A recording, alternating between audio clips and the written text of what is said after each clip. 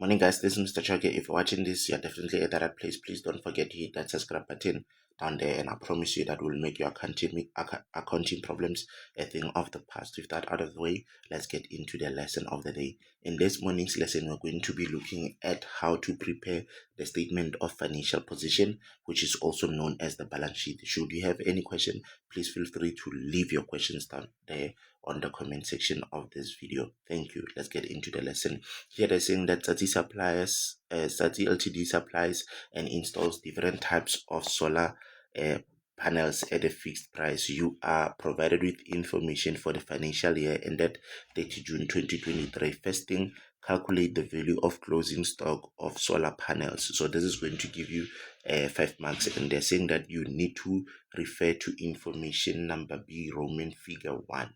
So here they're saying that Tati Ltd sells solar panels at a standard rate of 10,500 per unit. So it means that the selling price is equals to 10,500, and they're saying that the markup cost a markup of 25% on the cost price is applied. So meaning that their cost price is equals to 100%, their profit is equals to 25. So therefore their selling price is equals to 125. And they're saying that the specific identification method is used to value the value to value the solar panels. The information relates to solar panels is as follows. So let's check something first here. So if they use a markup of 25%, then it means in this case we need to get this we need to use this to calculate our cost price, because remember they said that their price is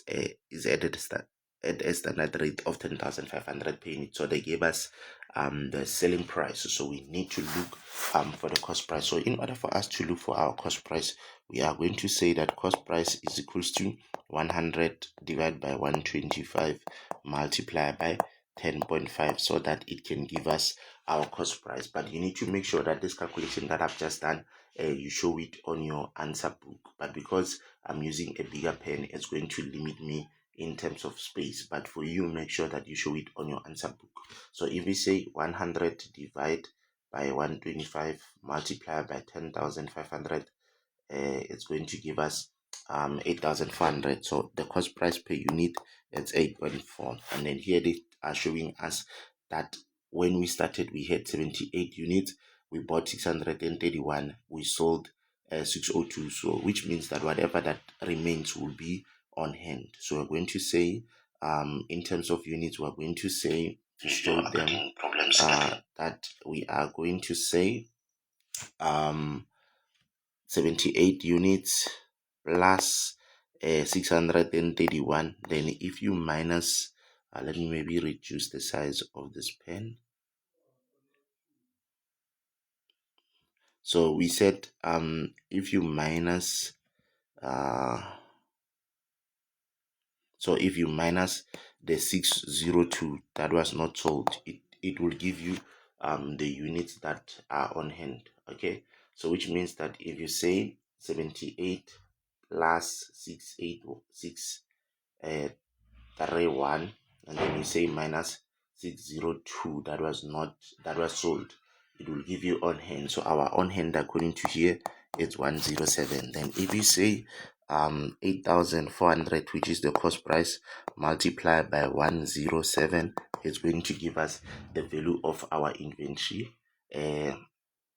out of our closing stock. So we're going to say 8,400 multiplied by 107, then it is giving us 898,800. Then we are done with the first question. The next part, they want you to calculate they want us to calculate some information that has got to do with our fixed asset note.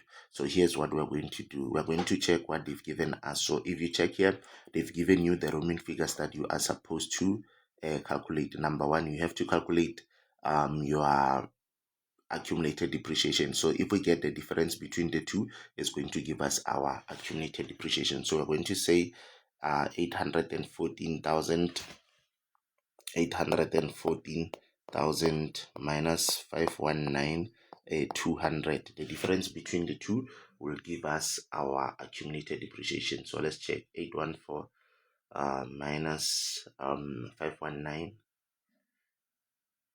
200 is going to give us 294,800. So we got 294,800 as our accumulated depreciation.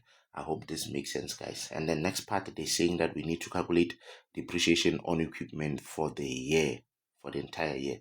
So let's check what they give us on depreciation.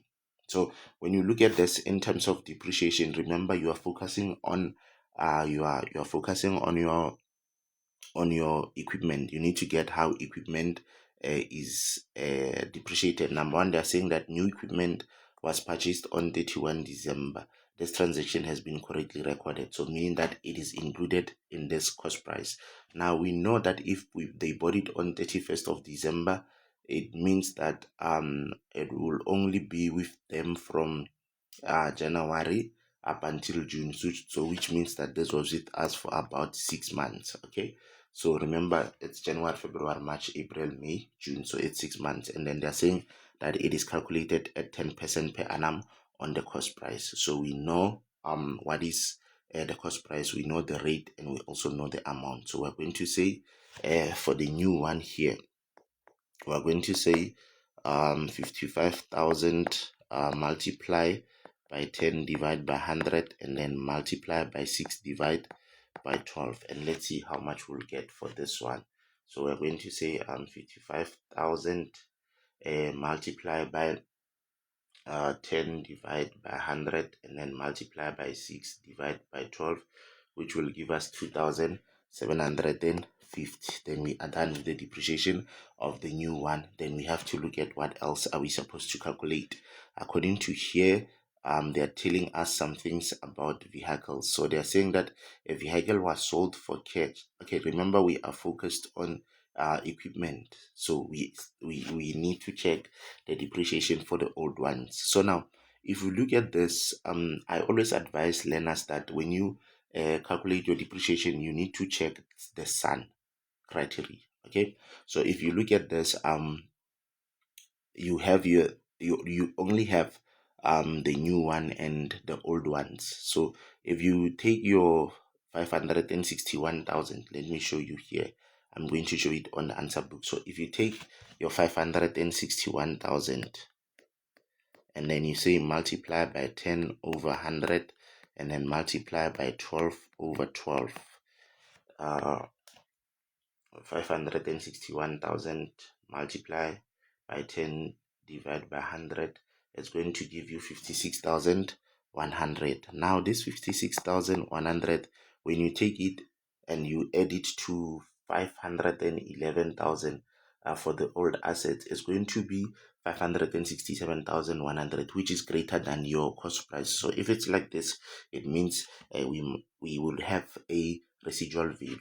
Okay, so it means we must look for the carrying value and subtract 1 rand to get the depreciation that we can get from that asset. So we're going to say we are therefore going to say 561,000 minus 511,000 is going to give us the carrying value.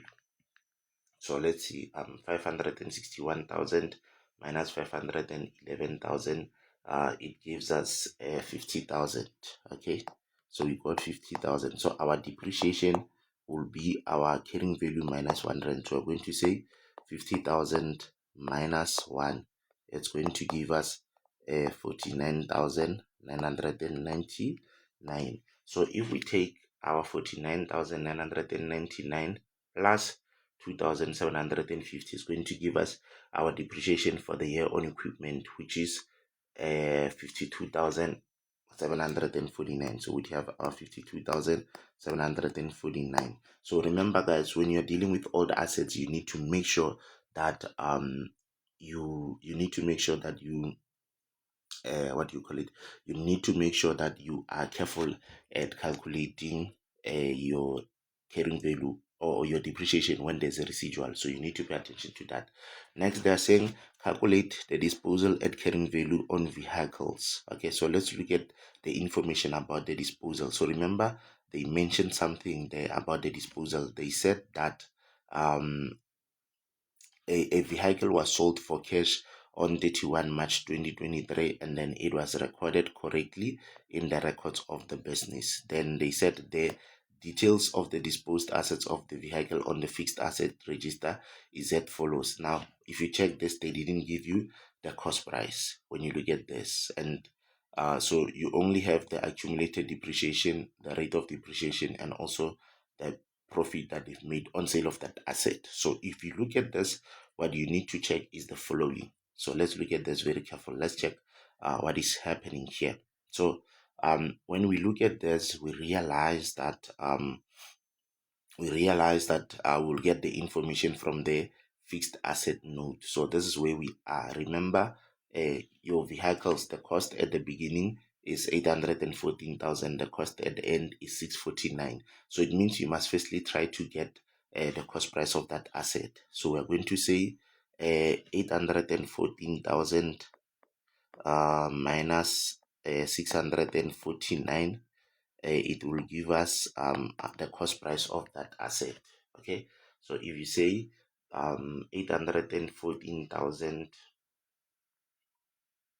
then you say minus 649,000, it will give you 165,000. The reason why we are just subtracting is because they didn't buy anything, so which makes our work easy. And then they told us that for us to get the carrying value at the beginning, we are going to take that 165,000 and then we subtract. Remember, the method here is using diminishing, so we are going to subtract that 66,000 that they had as accumulated depreciation on that particular asset. So we're going to say minus 66,000, and then it's going to give us our carrying value. Okay, so let's look at that.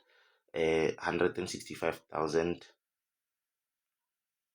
minus 66,000 is going to give us the carrying value at the beginning, which is 99,000. So remember, let's check in terms of the percentage. So remember, they told us that they are using diminishing balance method for 20% per annum, and this was sold for cash on March. So it means it could not only be with us for April, May, and June. So it was with us for a period of 9 months. Okay, so we're going to say our depreciation for this is going to be 99,000 multiplied by 20 over 100 multiplied by 9 over 12.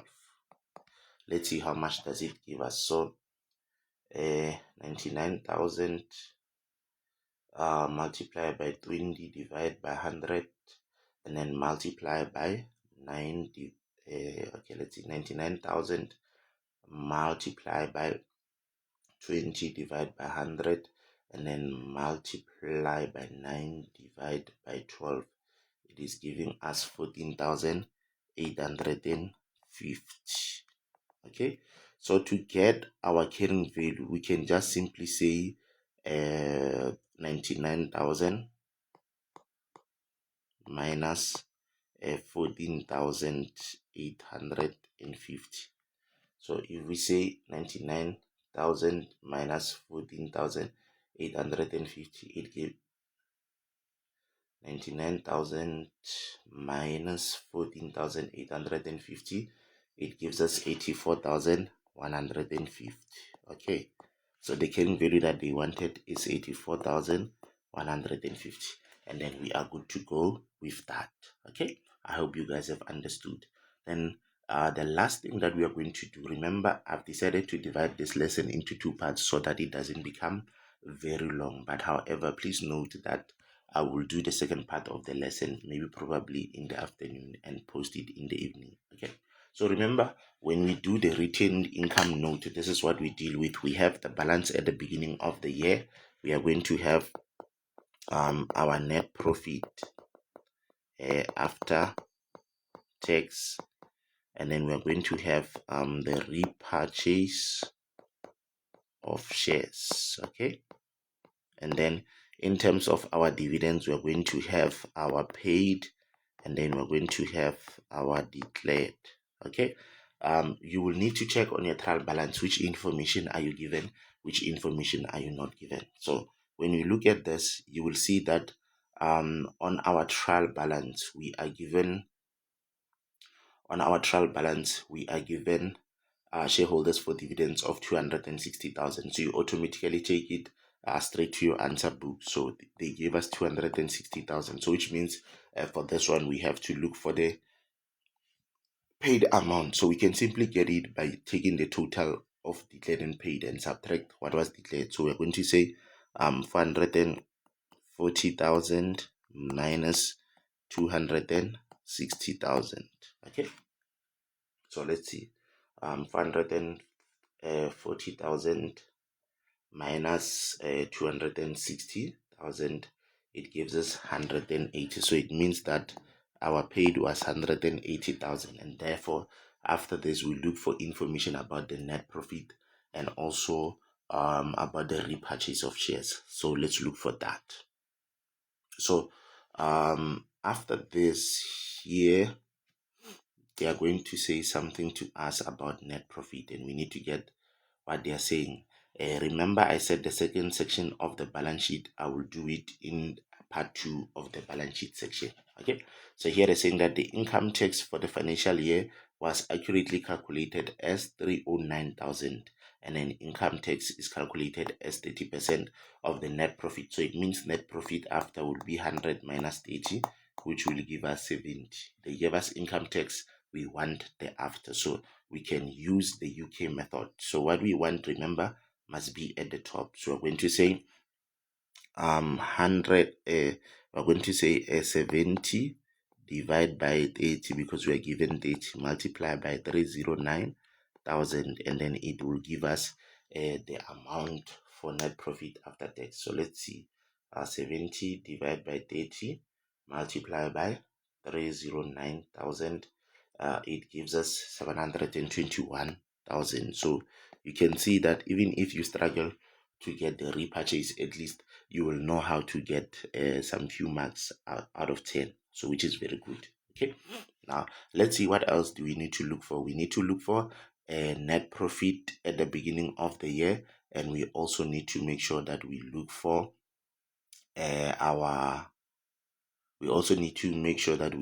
our balance at the beginning of the year. So we firstly need to check what we can find, and then in terms of the movement of the repurchase of shares, we will get it on the transaction about the ordinary share capital note and retained income.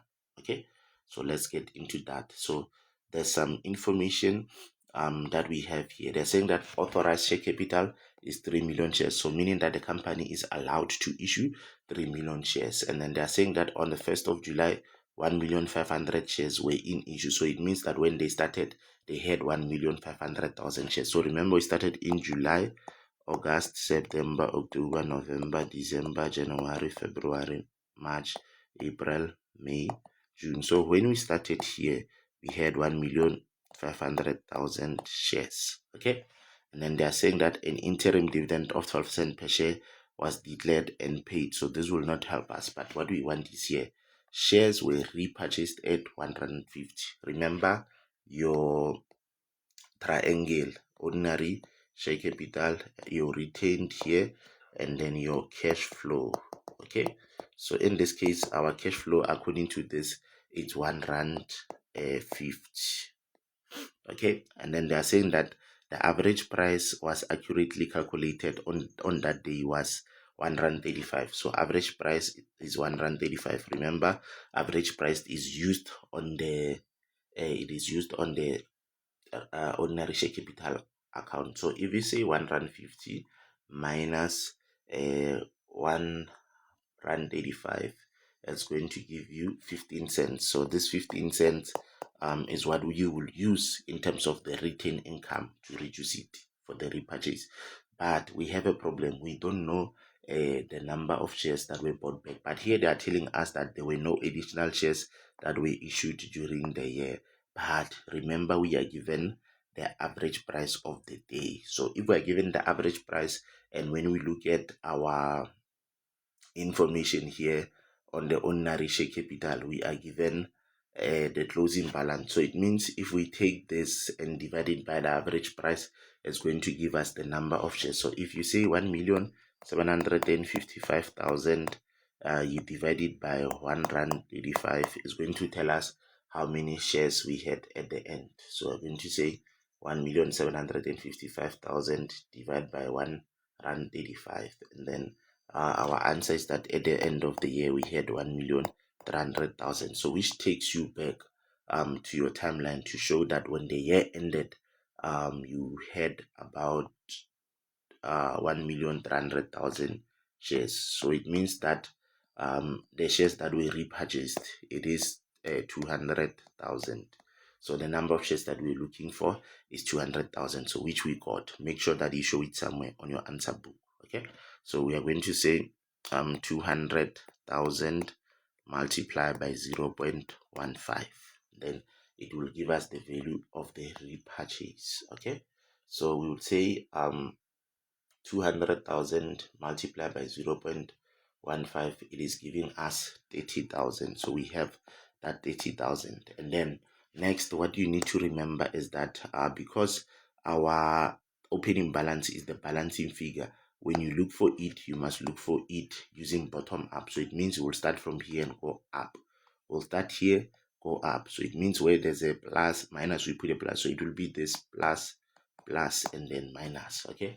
So we're going to do it like that. So it's say 1,045,000 plus 440,000, and then we also plus our 30,000, and then we would subtract our 721,000. Remember, we are doing the opposite of everything that we are seeing here. So the final answer would be our 794,000. So remember, the first part that we've done, we have already covered, I think it's more than 20 marks. So it's we are going to do it for this lesson up until here. In the next lesson on YouTube for balance sheet part 2, I'm going to finish the entire balance sheet. So please make sure that you subscribe to our YouTube channel so that you can be informed when I do the next part of the lesson. And also don't forget to share this lesson with your friends. If you want me to become your personal tutor, you are more than welcome to get in touch with me by using the details that I'm going to put at the description of this video. And also please remember that we have lost access to our WhatsApp number for 0814262030. So if you want to get in touch with us, use 0730363208. You can use it for both calls and WhatsApp. Okay. And then also our lessons start from 500 per month. If you want me to teach you twice in a week, I'll charge you 500. If it's 3 lessons, I'm going to charge you 750. So please support this initiative and also make use of the free material that I'm also offering to you. Thank you so much for watching. May God richly bless you. Shalom.